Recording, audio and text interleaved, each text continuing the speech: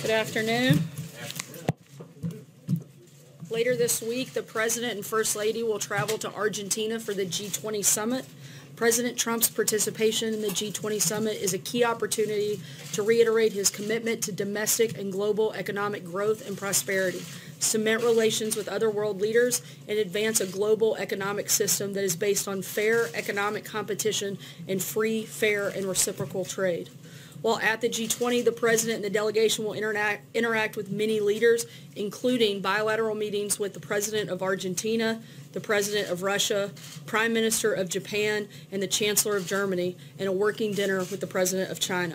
To speak more about the G20 and what the President intends to accomplish, I'd like to welcome to the podium Director of National Economic Council Larry Kudlow, and following him, National Security Advisor Ambassador John Bolton. After the remarks, both will be available to take your questions on the G20 and other foreign policy news of the day, and then I'll be back up to take other questions on news of the day.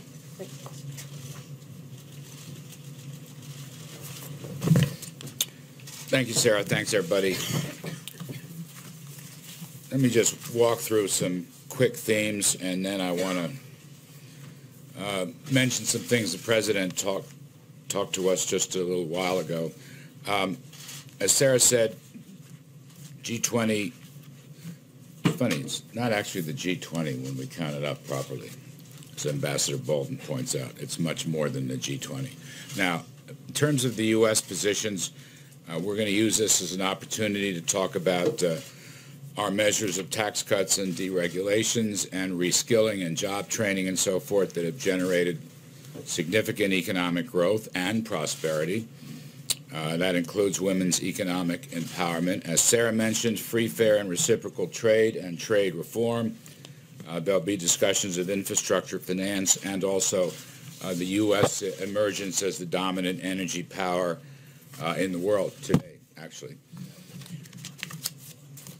In terms of the much-discussed meeting, it's going to be a dinner meeting between President Trump and President Xi and representatives from both sides. It'll be bilateral.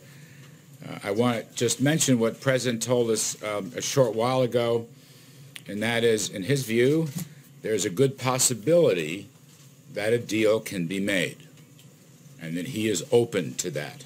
He is open to that. But having said that, some caveats, as always. Certain conditions have to be met with respect to fairness and reciprocity, as we've said many times. For example, issues of intellectual property theft must be solved. Forced technology transfers must be solved. Significant tariffs and non-tariff barriers must be solved. Issues of ownership have to be solved. The President will probably reiterate his view. We want a world, ideally, of zero tariffs, zero non-tariff barriers, and zero subsidies. Now, whether they can get through all that remains to be seen, but that's the President's point of view, as I said just a little while ago. The U.S. is coming to the summit in very good shape. Our economy is quite strong. It's growing at 3% over the past year. Second quarter was 4.2, third quarter was 3.5, perhaps be revised upwards. We have a very strong holiday season, so-called Black Friday, very strong. We've had tremendous investments, business investments, energy investments, oil prices and gasoline prices coming down. That helps consumers, of course. We're in very good shape. China, not so good.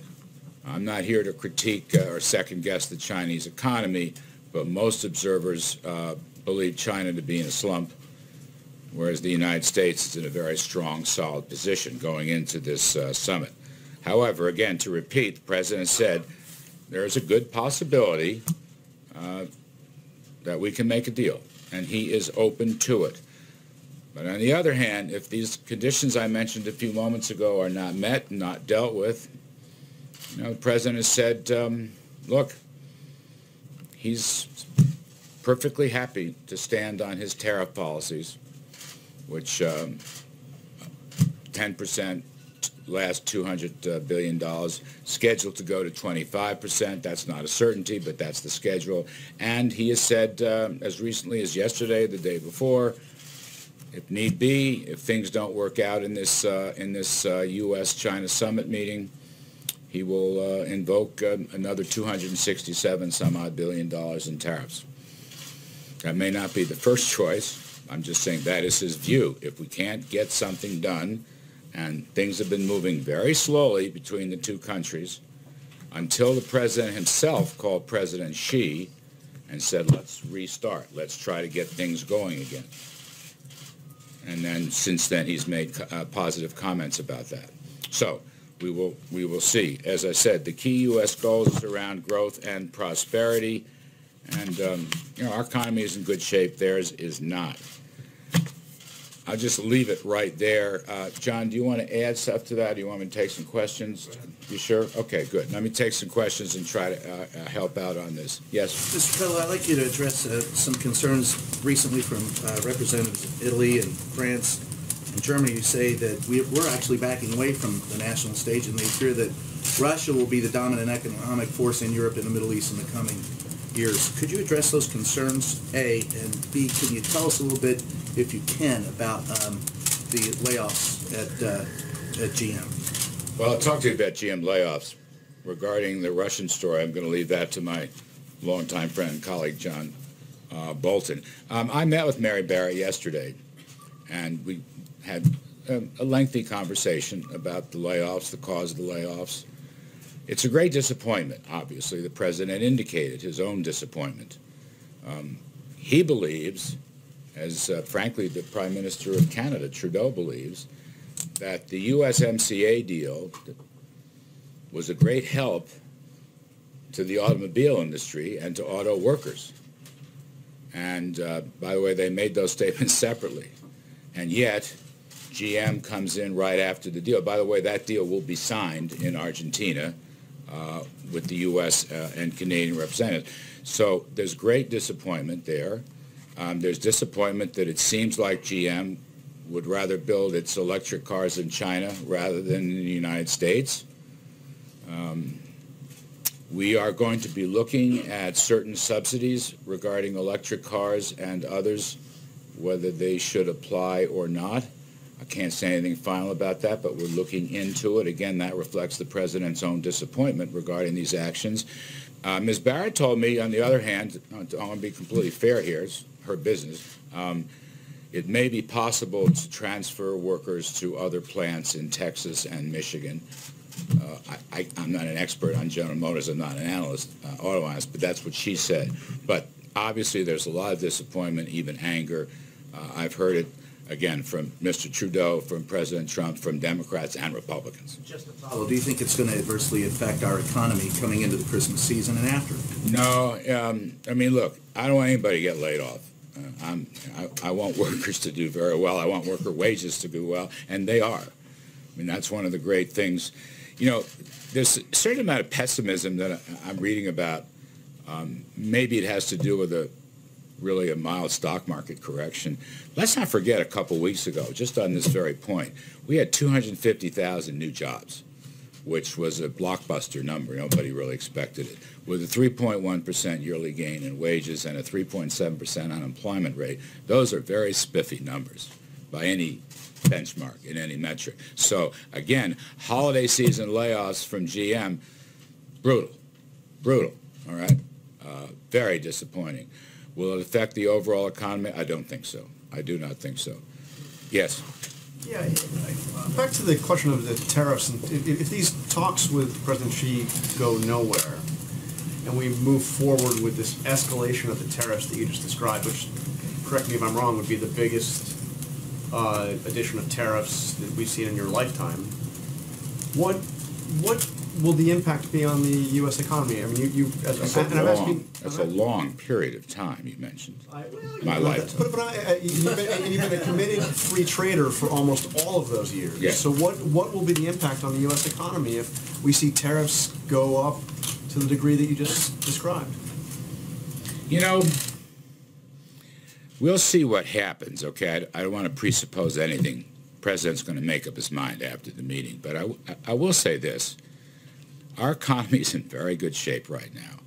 And when you multiply through whatever numbers you want to use, 250 billion or tack on another tranche, which may or may not happen, at a 10% tariff rate or more, it's really just a fraction of our economy. Okay, it's just a fraction of our economy.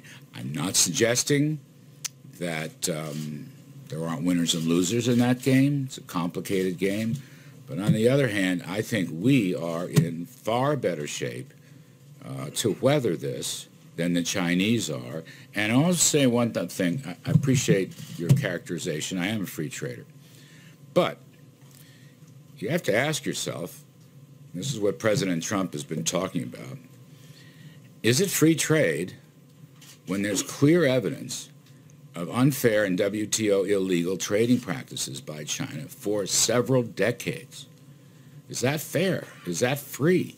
Is it free when intellectual property theft occurs, or when Chinese ownership of American companies force transference of technology from American companies to the Chinese companies? Is that fair? Or high tariffs on agriculture and industrial supplies?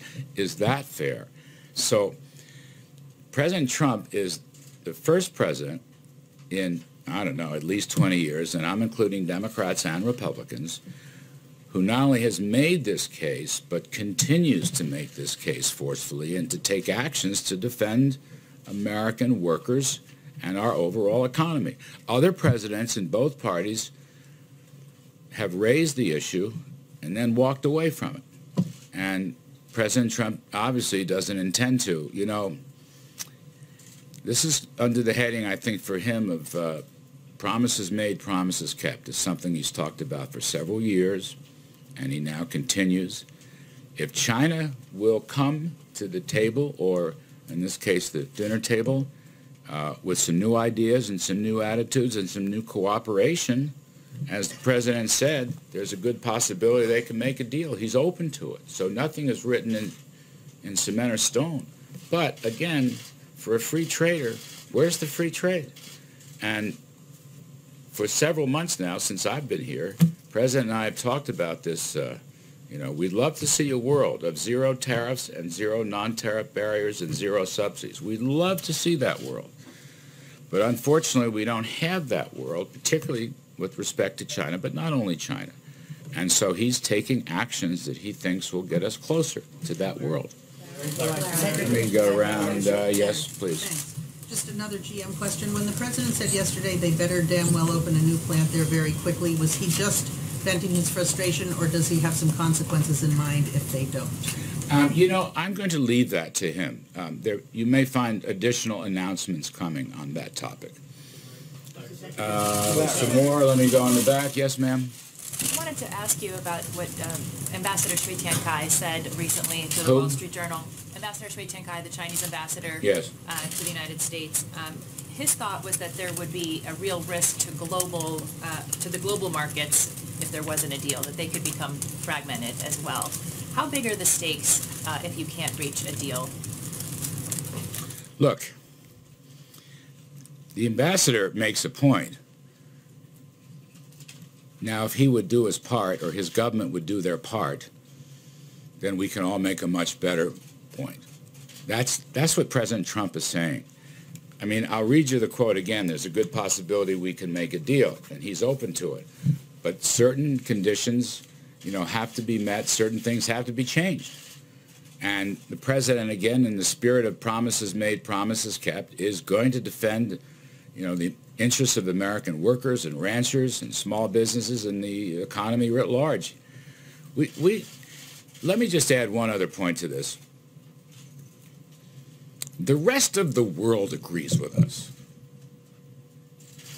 I mean, we signed at the UN, for example, the trilateral agreement with the EU, the United States, and Japan.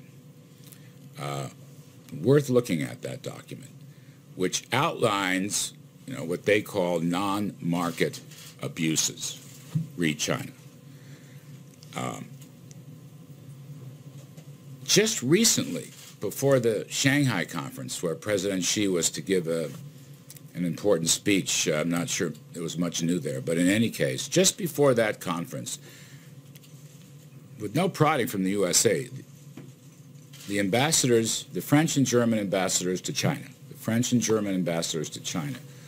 wrote a very tough piece going after, again, non-market, unfair, non-reciprocal trading practices. There is broad-based support for the American position here, which is China should change its practices and come into the community of responsible trading nations. They can do that, right? They're a major economy right now. It's not like they were 25 or 30 years ago. We would welcome it. The president has said he's happy to make a deal, but they have to take certain actions and give certain assurances. So, you know.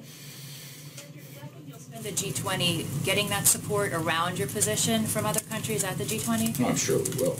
I'm sure we will. We have it in many other forms. Just a couple more. I want Ambassador. Yes, please. Thank you. Yes, he was talking to me. Tariffs are, in effect, a tax on imported products that are paid for by the consumer.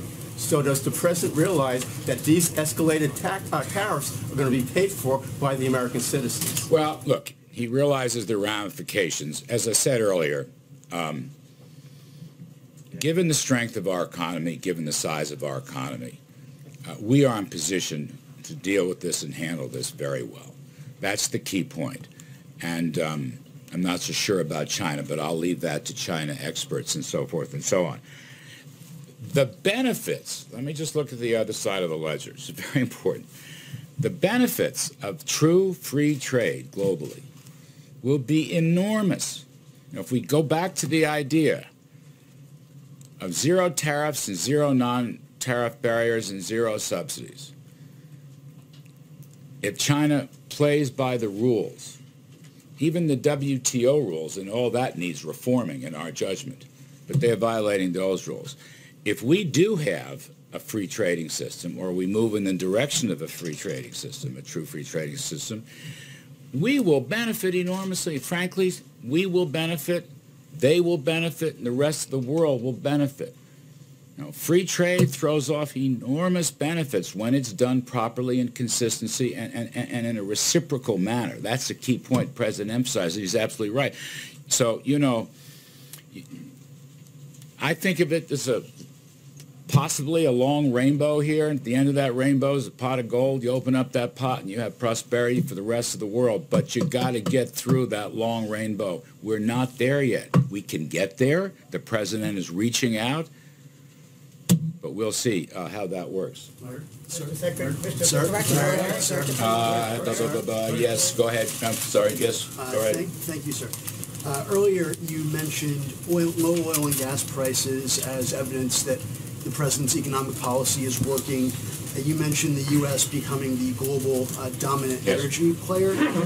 But merely days ago, the president said that it was necessary to let Saudi Arabia and its crown prince get away with ordering the murder of a Washington Post journalist because Saudi Arabia ensures low gas prices. Now, which one is it, sir?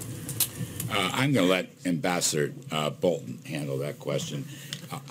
I'm trying so hard to swim in my own lane, and I think John will help out with that whole discussion. He's sitting there much too calmly and quietly, so I want to get him up here. We've known each other a very long time. You're on, John.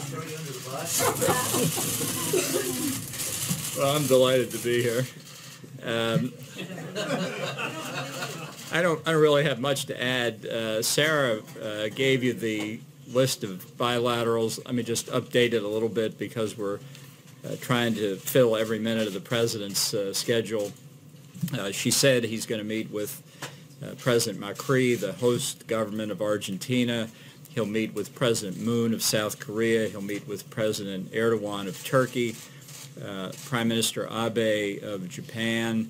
That will transform at some point during that meeting into a trilateral meeting with Prime Minister of India, Narendra Modi.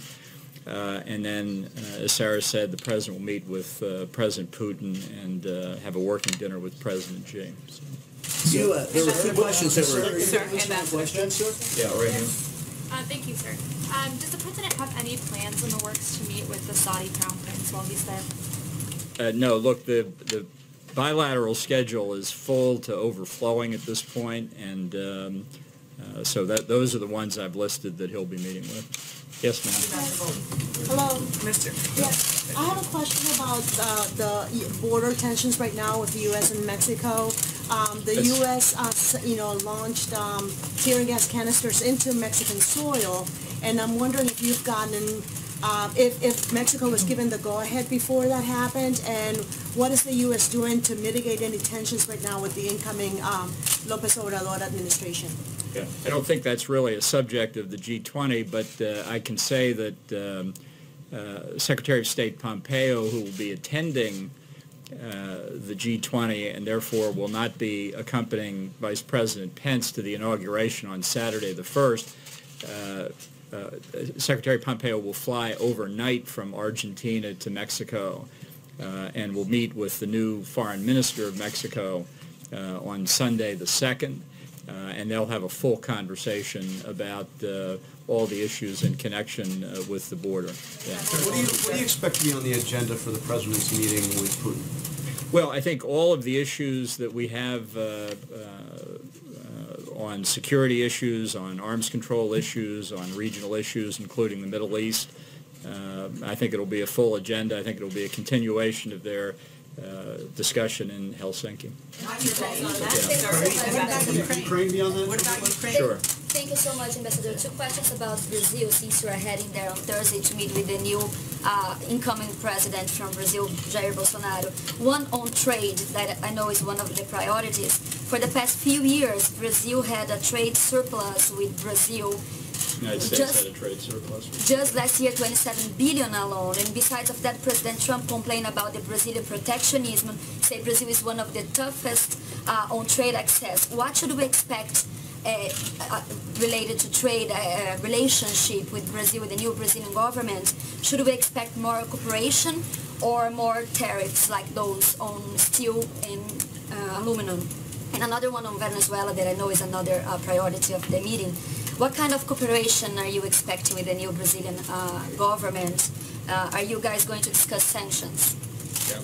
Well, the meeting with President-elect Bolsonaro came as a result of President Trump's call on election night in Brazil to congratulate President-elect Bolsonaro. They had a really outstanding phone call, I think developed a personal relationship even remotely. President Trump was the first foreign leader to call President-elect Bolsonaro. So following up on this, we thought it would be useful and certainly very helpful to the United States to hear from the President-elect what his priorities are, what he's looking for in the relationship. From the perspective of the United States, we see this as a historic opportunity for Brazil and the United States to work together in a whole host of areas, economics, security, and a range of others. So I'm really looking forward to hearing what the President-elect's priorities are, try and respond to him, try and tell him a little bit about what President Trump's views are, and hopefully when President-elect Bolsonaro is inaugurated on January the 1st, that the two leaders can really get off to a running start. So I'm just really there to prepare the ground for them. Ambassador Bolton, you tweeted earlier today about a case involving an American family that's being held in China. Is the president? Have you talked to the president about this case? What is he? If so, what has he told you? And will he bring this up directly at his meeting with Xi Jinping and expect the family to be allowed to leave before any trade deal? Well, I've discussed the question of American hostages and people wrongfully held with him on a whole range of subjects. I don't want to get into what his reaction was because I don't think those conversations should be public. But this is a matter of real concern to us, and I think given that the range of issues that President Xi and President Trump will be covering, it's entirely possible that that would come up. Yeah. Thank you. Back to that meeting with President Putin and President Trump. Will President Trump condemn Russia's aggression in Ukraine Does the U.S. consider it an act of war? And has he spoken with either Putin or Poroshenko about what happened? Look, Ambassador Haley, in the very estimable position of UN ambassador, spoke for the United States yesterday at the Security Council, and we're going to stand on that statement. Yeah. Ambassador Bolton, I just had a question about, you mentioned the bilap with the Turkish leader. They've been very critical of the U.S. position back in Saudi Arabia with respect to the killing of Jamal Khashoggi. Are you concerned that that will affect the relations with the U.S. ally? And wanted to follow up that audio intelligence of the killing of Jamal Khashoggi. Have you heard that tape? And does it conclusively point to the Crown Prince as ordering the killing of Jamal Khashoggi? And one final one. The briefing. I suppose you remember all these? I'll prompt you. Thank you. And finally, is it true the White House is blocking Gina Haspel from speaking to senators about that audio intelligence on Wednesday? So let me take the question of the tape first. No, I haven't listened to it. And I guess I should ask you, why do you think I should? What do you think I'll learn from it? Well, you're the National Security Advisor. You might have access to that sort of intelligence. Yeah. How many in this room speak Arabic? Yeah. Access to an interpreter? Well, you want me to listen to it? What am I going to learn from? I mean, if they were speaking Korean, I wouldn't learn any more from it either. The interpreter would be able to tell you what's going on. Then I can read a transcript too. Okay. So you don't think it's important to hear that as the National Security Advisor? I'm just trying to make the point that everybody who says, why don't you listen to the tape, unless you speak Arabic, what are you going to get from it? The president? Really? The president has spoken to our position on this issue. He's spoken very clearly, and that is our position. Now, tell me the other questions. Gina Haspel from sharing information with members of Congress. Go back here in the back. Mr. Bolton, could you go back to the man in the back? Okay, so the Argentinian authority captured two Hezbollah suspects last week. And Brazil probably is going to follow the American footsteps and blacklist Hezbollah also on terrorist list. And also Hezbollah is replying for the sanctions, the last sanctions, by blocking the formation of the new government. It's a quotation from Saad al-Hariri. So how do you put all this together? Is it going to be discussed in the G20 summit, Iran and Hezbollah influencing the region? Well, I expect in the bilateral meetings, depending on the country, that there will be substantial conversation about counterterrorism efforts where we participate together. That's certainly something that may well come up in Brazil with President-elect Bolsonaro, and I think it's one of President Trump's biggest priorities to extend cooperation against terrorism, whether it's Hezbollah or Hamas or others. So entirely likely it could be a subject. Yes, ma'am. Ambassador, going back to the Khashoggi issue, being informed about an issue is part of, I guess, what is in the scope of national security. We try to be. Right, okay. But in the midst of it, why not, I'm going to go back to that question again, sir.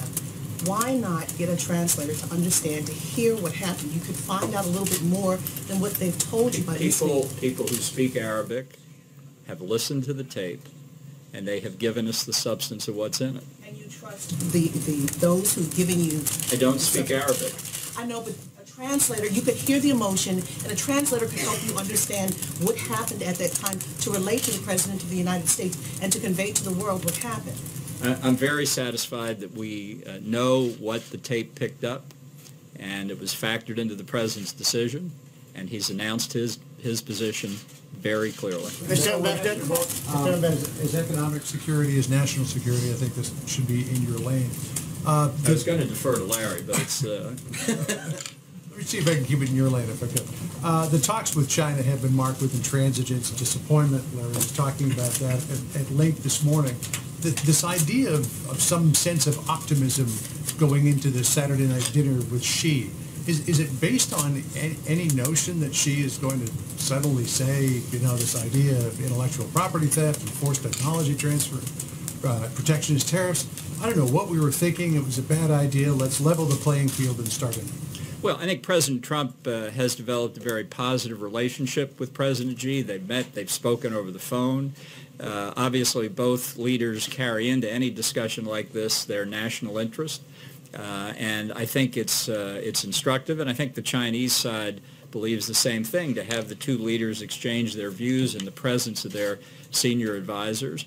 and not with the expectation that at this meeting there'll be some substantial agreement coming out of it, but that there would be an indication, a kind of way ahead that the advisors could then pursue. And I see Sarah is so eager to be here to answer your questions. Mr. Kudlow deferred. I was going to give him one more, but... Mr. Kudlow deferred a question to him. Could he answer the question that was deferred to him, please? Mr. Bolton. He is Bolton. I think he's already gone. As you know, the new president of Mexico will be inaugurated on Saturday to represent the United States in Mexico City. President Trump has asked the Vice President, Mike Pence, to lead a delegation that will include the Second Lady of the United States, Karen Pence, Secretary of Energy, Rick Perry, Secretary of Homeland Security, Kirstjen Nielsen, Advisor to the President, Ivanka Trump, United States Embassy, Mexico City diplomat John Kramer, and Assistant Secretary of State Kimberly Breyer. Lastly, this morning we learned the sad news that 3 U.S. service members were killed and 3 wounded when an explosive device detonated in Afghanistan. The wounded service members were evacuated and are receiving medical care. We extend our thoughts and prayers to the loved ones of those killed and to those recovering. The United States is grateful for their service and forever in debt of their sacrifice. With that, I'll take your questions. Justin? Sarah, The Guardian's reporting today that Paul Manafort met with Julian Assange around the time that he was coming on board to the Trump campaign. Wondering if you know if that meeting took place and if you remain confident in the White House's repeated denials that no campaign officials were involved in discussions about the plans to release John Podesta's emails. Certainly remain confident in the White House's assertion that the president was involved in no wrongdoing, was not part of any collusion. The things that have to do with Mr. Manafort, I would refer you to his attorneys to address that. Sarah, given what the president said this morning that Robert Mueller is ruining people's lives, is he considering a pardon for Paul Manafort or for others who were prosecuted, have been prosecuted? I'm not aware of any conversations for anyone's pardon involving this process. And if I can follow up, he also said this morning that Mueller is doing tremendous damage to the criminal justice system.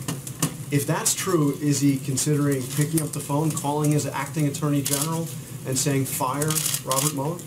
Look, I think that the president has had Robert Mueller doing his job for the last 2 years, and he could have taken action at any point, and he hasn't. So we'll let that speak to itself. He has no intent to do anything. See? Thanks, Sarah.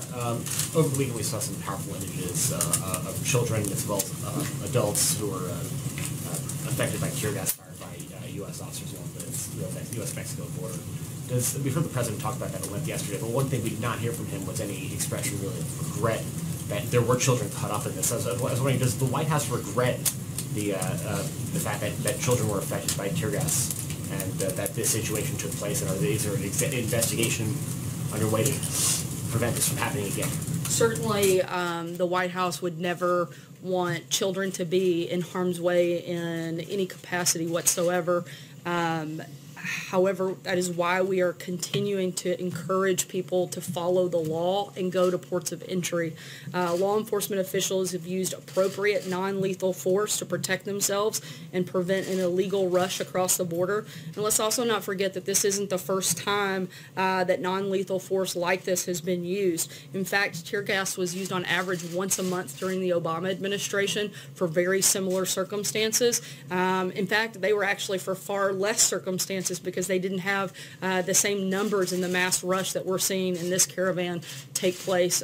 Certainly no one wants women or children or any individuals to have this happen, which is why we've encouraged them to actually follow the law and go to ports of entry. Just follow up real quick on something that Ambassador Bolton mentioned when he ruled out a bilateral between the president and MBS.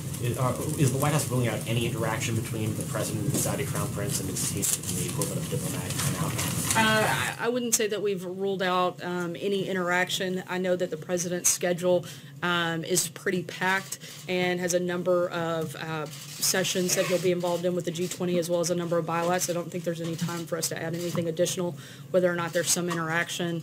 I'm not going to rule that out, and we'll keep you guys posted as that happens tomorrow. Thanks, Sarah.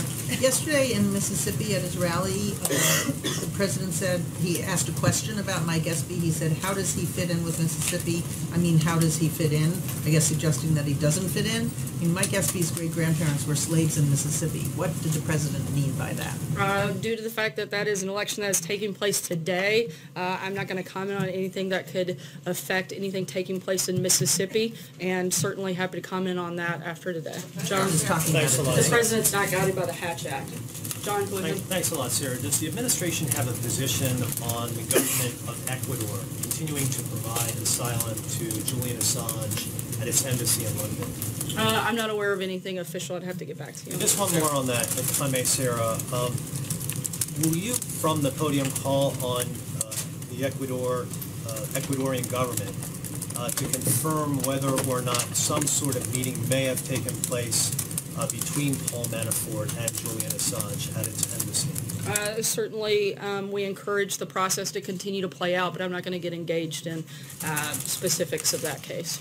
President Trump has implied that a potential new deal with Mexico is a done deal, tweeting that migrants will stay in Mexico as they wait for their cases of asylum to be processed. How far along are talks with the new Mexican administration about the so-called Remain in Mexico policy? Those conversations continue.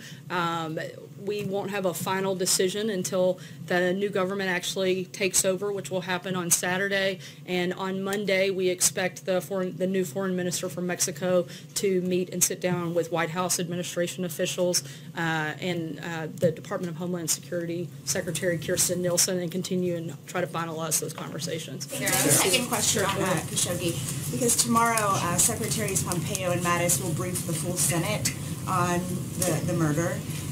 Why is a leader of a U.S. intelligence agency not joining them, specifically Gina Haspel, who many senators expect to hear from? Ambassador Bolton addressed this. I'm not going to comment on behalf of the CIA director in that capacity. That's something that I would direct you to them to answer. Sarah, I want to ask you about the climate assessment that your administration released last week. The president yesterday, when asked about the economic forecast, he essentially said he didn't believe it. The takeaway for many people is that the president doesn't feel necessarily a responsibility to lead either in this country or in the world on climate change and preventing the calamity that your administration forecasts. Do you agree with that view? And if not, why not? The president's certainly leading on what matters most in this process, and that's on having clean air, clean water. In fact, the United States continues to be a leader on that front. Even Obama's Undersecretary for Science didn't believe the radical conclusions of the report that was released. And you have to look at the fact that this report is based on the most extreme modeled scenario, which contradicts long-established trends. Modeling the climate is an extremely complicated science that is never exact. The biggest thing that we can do is focus on how to make sure we have the cleanest air, the cleanest water, and the president is certainly doing that and certainly leading on that front. How is he doing that? I mean, the president's about to go to Buenos Aires and meet with all the leaders of the world's industrialized nations and developing nations as well. Isn't this a great opportunity for him to sit at the table and say, folks, this is what my administration just reported. This is the time that we ought to act in concert to prevent what my administration is forecasting?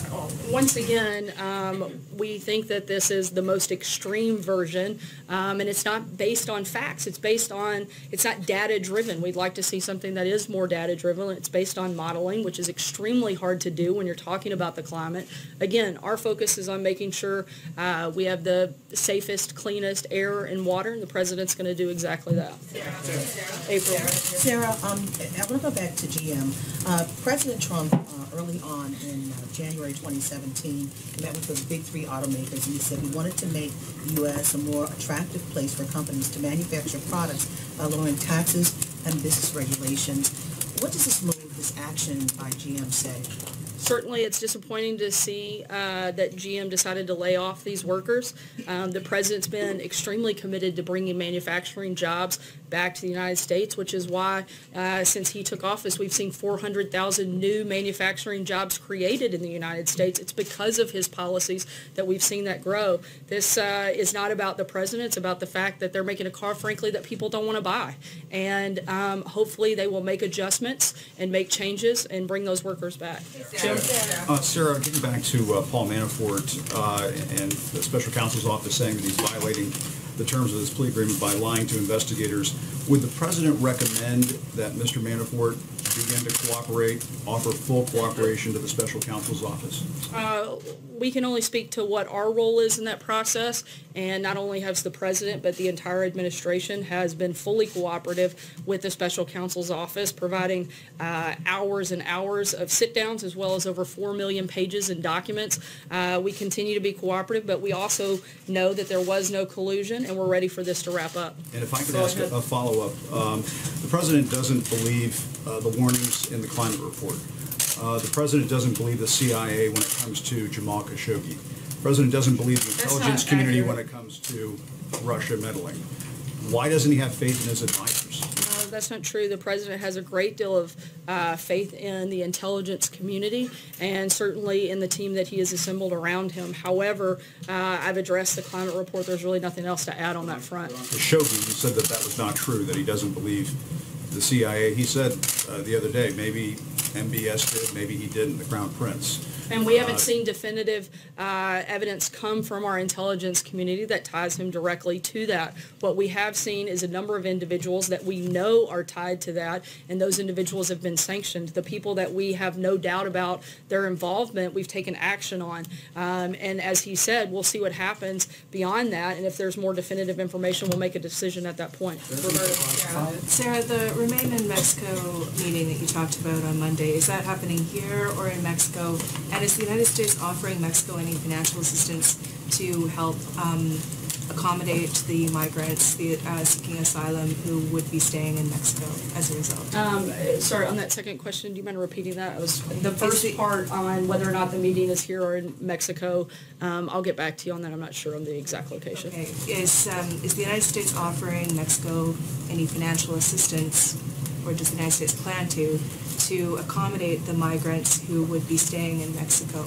I'm not aware of any financial assistance, but certainly we'll keep you posted if I get that. Just to clean up on the bilats, you mentioned in your list a bilat with the Chancellor of Germany, but the ambassador did not. Has that bilat been canceled? No, it hasn't. I think he was just given additional updates on the ones that I didn't mention. John?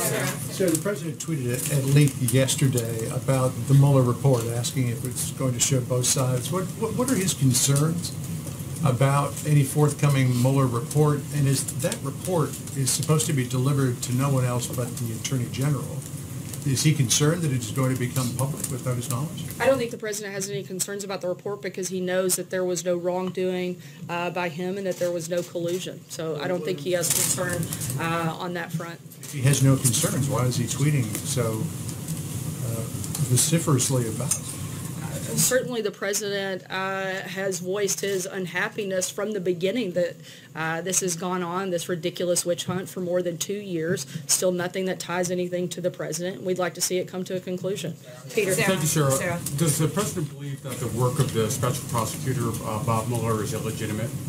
I'm sorry? Does the president believe that the prosecutions, the indictments of Bob Mueller are illegitimate?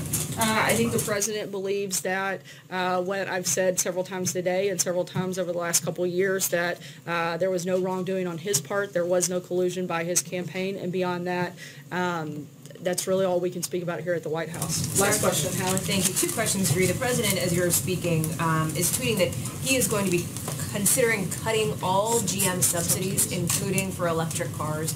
Can you explain why he says that he thinks that would help American workers? Can you explain why that wouldn't end up backfiring, as we've already seen, and who the president has consulted and what the timeline is for this decision?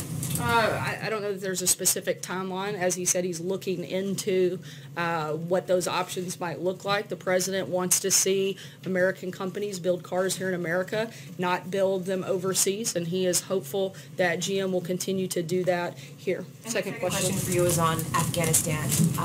The president on Thanksgiving Day told U.S. troops that we are winning the war in Afghanistan, which contradicted what the chairman of the Joint Chiefs of Staff said, that it was a stalemate.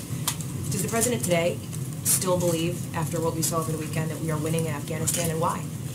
Certainly, anytime you have a loss of life, particularly by an American service member, it is a horrific tragedy and something that no president wants to see, certainly not during their administration. And the president wants to make sure that the battle that we're fighting takes place there and not here. And he's going to continue consulting with his national security team and make decisions on how best to move forward beyond that. Thanks.